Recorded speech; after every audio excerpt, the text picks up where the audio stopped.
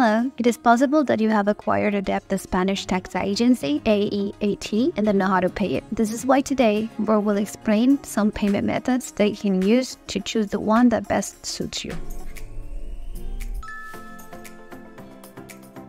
First step is to access the official website of the tax agency's electronic headquarters. I have included the link in the video description for your convenience.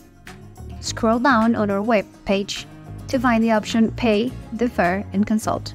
Then click on Pay All My Debts and proceed to identify yourself. In this specific case, I will use a digital certificate. At the top of this video, I will provide a link in case you need to learn how to install your digital certificate on the device you'll use for today's procedure.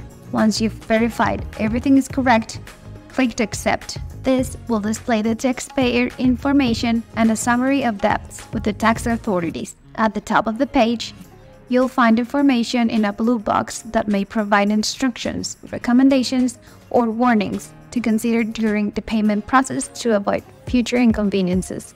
If you scroll down the page, you can also see the total amount to be paid. This is the sum of all the debts you currently have with Hacienda. Each debt may have different details, which I'll explain later. It is important to note that if you choose to make a payment using any of the methods provided, your payment will cover the total obligations of one of your debts. This means you'll settle all your debts with a single payment. If you want to make separate payments, you can either enter the specific reference number for each debt to pay only the one you're interested in at the moment. Here, you can view a detailed breakdown of the debt, including the principal amount and any surcharges. Keep in mind that the surcharge may increase with time. If you plan to pay on the same day, there won't be any issues because the amount will remain the same as shown on the screen. However, if you pay on later dates, the amount may differ. You can access the payment options both at the top and the bottom of the page. We click on Pay, and this way you can reach another screen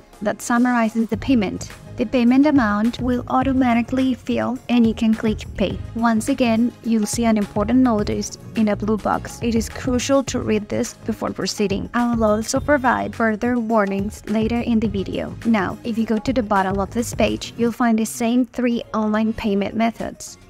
By clicking on any of these options, you'll pay only that specific debt, not all of them simultaneously. You will also see a white button that allows you to generate a payment document for in-person payment. Clicking the first button will generate a format that provides all the debt details, including a barcode that you can take to a physical office to make your payment. On the other hand, if you choose one of the online payment methods, you'll need to provide specific information. Payment via direct debit means the money will be automatically deducted and you authorize it through the AEAT website with immediate reflection. Payment by credit or debit card means you'll provide your card details for payment. Payment for online transfer means you'll initiate a transaction from your account to the AEAT's account. However, please read the notice at the bottom, which states that you cannot use an account from a financial institution collaborating with the AEAT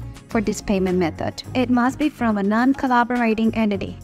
Now I'm going to explain the procedure if I choose each of these options and what data I would need. So, if I'm going to make the payment via direct debit, I will simply need a code and keep in mind which tax I'm going to pay or what my debit's related to, so I can specify in the payment form.